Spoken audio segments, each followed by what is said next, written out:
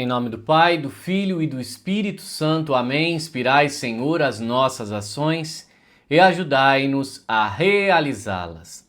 Para que em vós comece e em vós termine tudo que fizermos por Cristo nosso Senhor. Amém. Em nome do Pai, e do Filho e do Espírito Santo. Amém. Salve Maria Imaculada e que viva Cristo Rei. Eu sou Tiago Bruno, missionário e jornalista católico para o canal Católicos de Verdade. Padre François Costa, que é um padre que tem milhares de seguidores nas suas redes sociais. Também Padre Wander de Jesus Maia. Esses dois sacerdotes, eles acabaram se tornando, vamos dizer assim,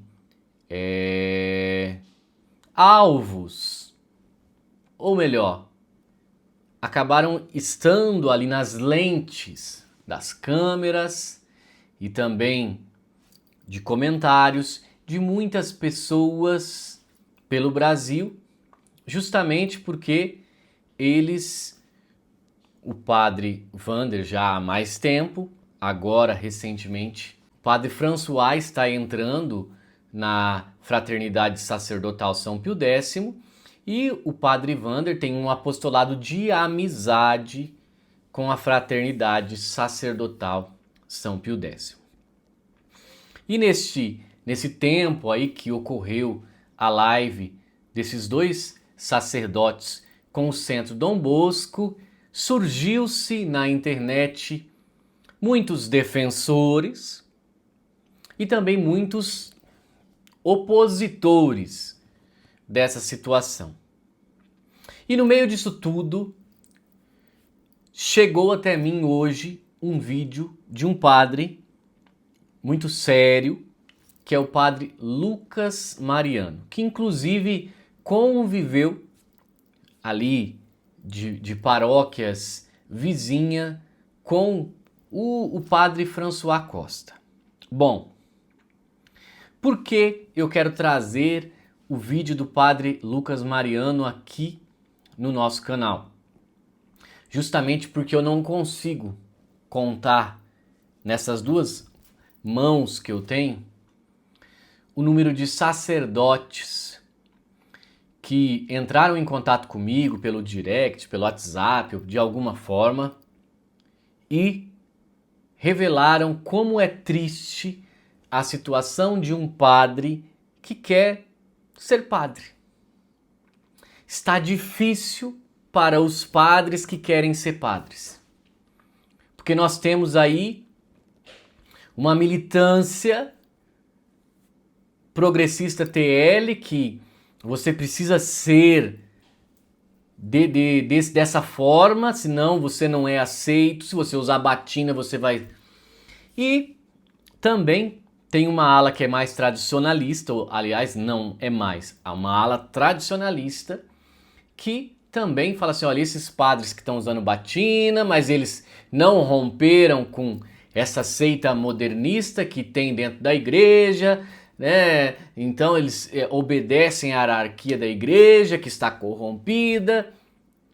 Mas o que eu vejo? Eu vejo muitos bons sacerdotes preocupados com as almas dos seus fiéis e que orientam bem, que são bons padres, bons confessores. E esses padres estão no seu limite. Limite porque são perseguidos pelos progressistas da teologia da libertação e os de fato modernistas, e também perseguidos pelos tradicionalistas. São atacados de todos os lados simplesmente porque querem ser padre. Isso se encontra com o que Padre Paulo Ricardo disse há pouco tempo em uma homilia, que se o padre celebrar a missa seguindo o missal e quiser ser um padre, viver direitinho, corretamente, ele vai ser perseguido. Pois bem, então diante dessa situação do padre François, que é de quem o Padre Lucas fala.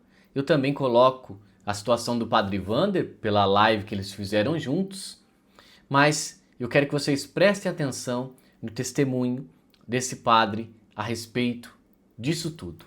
Vamos ver. Eu fiquei assim um pouco pensativo se deveria entrar ou não nesse assunto, porque tem uma série de polêmicas, né? Tem um pouco de polêmica quando se fala da fraternidade sacerdotal São Pio X. Mas, ao mesmo tempo, me veio à mente, né? Bem, Lucas, você partilhou a mesa, né, com esse seu irmão no presbitério, né? Algumas vezes veio celebrar na minha paróquia, outras vezes eu fui celebrar na paróquia dele também. Nós éramos vizinhos aqui, minha paróquia Nossa Senhora da Natividade faz, né, fronteira com a Bom Jesus, que era a paróquia onde ele era pároco aqui em Brasília. E algumas vezes, né, eu ia almoçar na casa dele com outros padres também, né, conversávamos sobre muitas coisas da igreja, conversa de padre, né, enfim. E eu fiquei pensando, né, por que não, né, dizer algumas palavras sobre esse assunto, visto que eu convivi com a pessoa, né, e tive vamos dizer assim, uma boa vida fraterna com essa pessoa, né? Eu acho que talvez, visto que me perguntaram sobre na live, acho que simplesmente fugir do assunto, negar, né, é uma espécie de traição. Eu meio que senti que seria isso, sabe? Por isso acabei por falar algumas coisas e vou colocar agora, logo em seguida, o corte dessa live, né?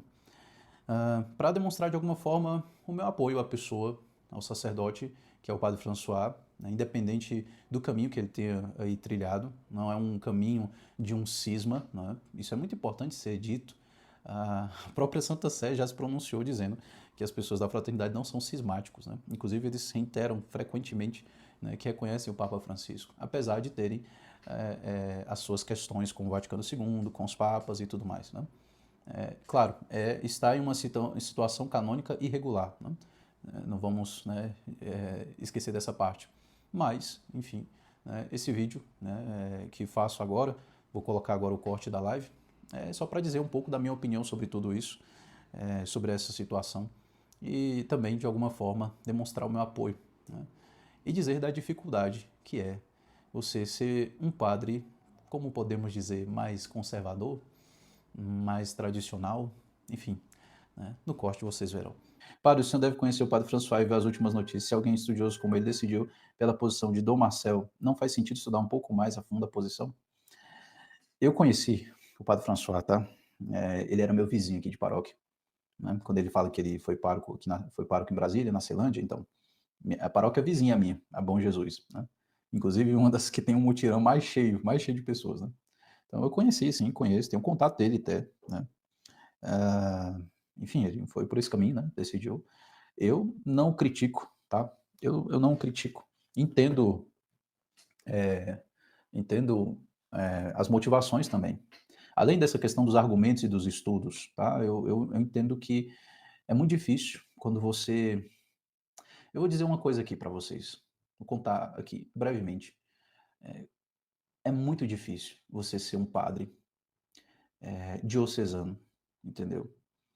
Que se esforça ao máximo aí para ser, como é que eu posso dizer, mais católico, mais fiel à tradição. É muito difícil a vida de um padre assim, né? Por quê? Porque você está ali celebrando a missa de Paulo VI. Então você não é bem querido, você não é bem quisto pelas pessoas da tradição, porque você é um modernista herege, né? Ao mesmo tempo, você ensina e celebra a liturgia, você celebra a liturgia, procura celebrar a liturgia bem, você usa batina, você costuma ensinar aquilo que tradicionalmente a igreja sempre ensinou, coisas como, eh, sei lá, né, contra a liberdade religiosa, contra o liberalismo, fala de novíssimos, fala de céu, de inferno, purgatório e tal, então você é taxado como conservador, né? Então, no fim das contas, a gente vai se tornando meio que atacado de todos os lados, né? Ser atacado pelos TLs, ser atacado pelos tradicionais. Você não é o TL, mas você também não é o tradicional de celebrar a missa tridentina. Então você toma pancada de todos os lados, né? Entendeu? É bem difícil isso. Aí você tem. Eita, essa live aqui vai me comprometer, mas enfim, vamos lá, né? Você tem também uma espécie de estamento burocrático dentro da igreja, que vai aos poucos botando certas pressões em cima de você, e vai também tirando certos poderes que você poderia ter na sua paróquia de decisão, né? Então você poderia decidir certas coisas e aos poucos o estamento burocrático vai tirando, né, esses poderes que você teria como pároco, entendeu? Então você tem, vou me complicar mais ainda, vamos lá.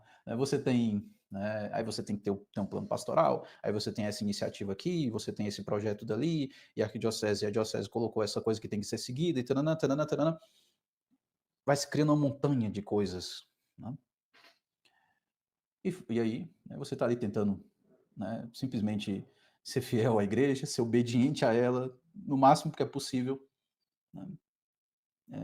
De um lado você tem os fiéis, né, você tem esse pessoal tradicional do comum que saia correndo, entendeu? Que pouco vai te ajudar na pastoral, na construção da sua igreja, na construção da sua paróquia, que você precisa construir, por exemplo, né? Você tem, né, o povo, né, às vezes até no clero, os padres mais TLs, que ali te atacam às vezes gratuitamente, só porque você tá de batina, né, chega com piadinhas, mas isso aí a gente releva, tá? Enfim, isso é coisa pouca, né? Isso a gente não se importa tanto assim não, né?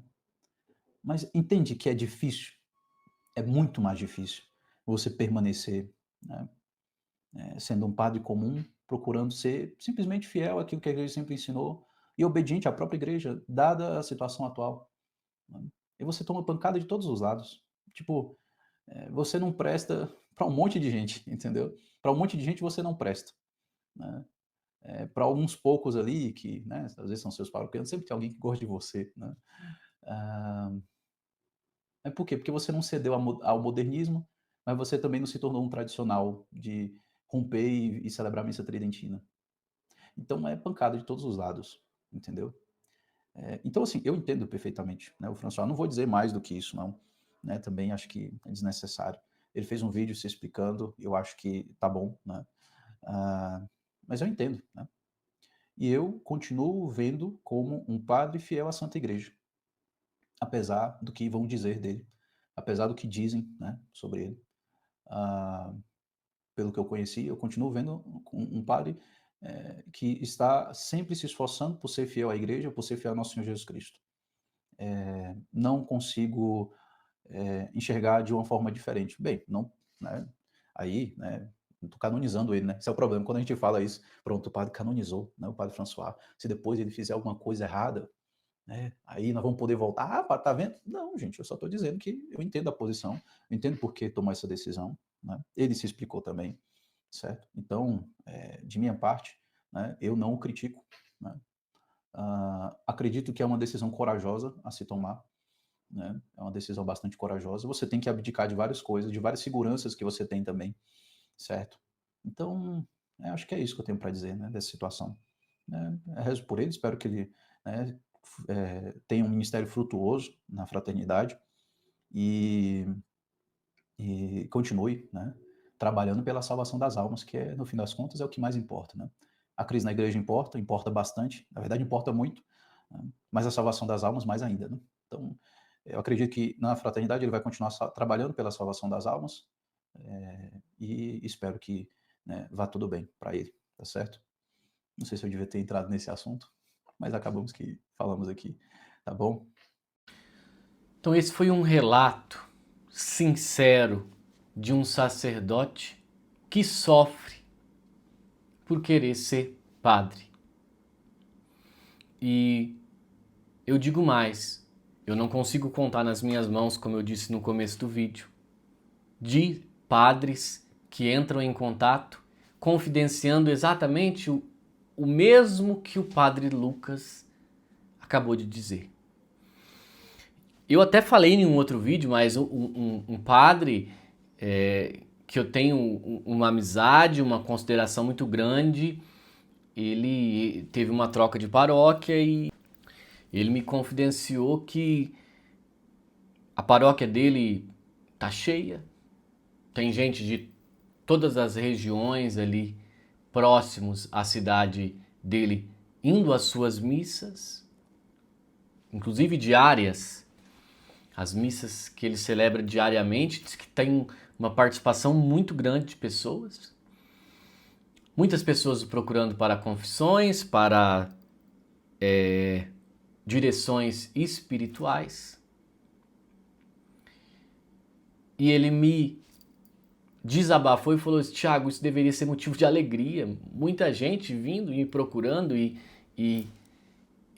buscando um pastor, um padre, a orientação de um padre, mas isso me entristece, porque as pessoas estão saindo de cidades que têm padres e que têm paróquias e que existem ali pastores. Mas por que essas pessoas estão vindo até mim? Porque não tem pastores. Tem pastores, mas não tem pastores. O que isso significa? O que deveria ser motivo de alegria para mim, disse ele, é motivo de tristeza, porque irmãos do sacerdócio não estão fazendo o básico, porque eu não faço nada além do básico. É isso que ele falou, eu não faço nada além do básico. Eu celebro missa diariamente. Eu estou disponível para confissões, para orientações espirituais. Eu sou padre. Eu não faço nada de extraordinário. Essa é a situação, meus irmãos. Não são poucos os padres que estão sofrendo e muitas vezes escanteados, tá? Precisamos falar isso. Tem um padre também que é amigo meu, que ele foi colocado numa paróquiazinha, lá na última localidade da sua diocese, numa cidadezinha pequena, porque usa batina, porque é diferente dos outros sacerdotes que não estão usando batina sabe, é difícil, meus irmãos. Tudo isso me remete que nós precisamos rezar muito pelos nossos sacerdotes. Nós precisamos rezar muito pelos nossos padres, para que a nossa oração sustenta o sacerdócio deles. Então precisamos rezar muito pelos nossos padres, meus irmãos, para que eles aguentem firme, porque sem eles nós não temos os sacramentos, que são ferramentas mais que necessárias para a nossa salvação. Salve Maria Imaculada e que viva Cristo Rei.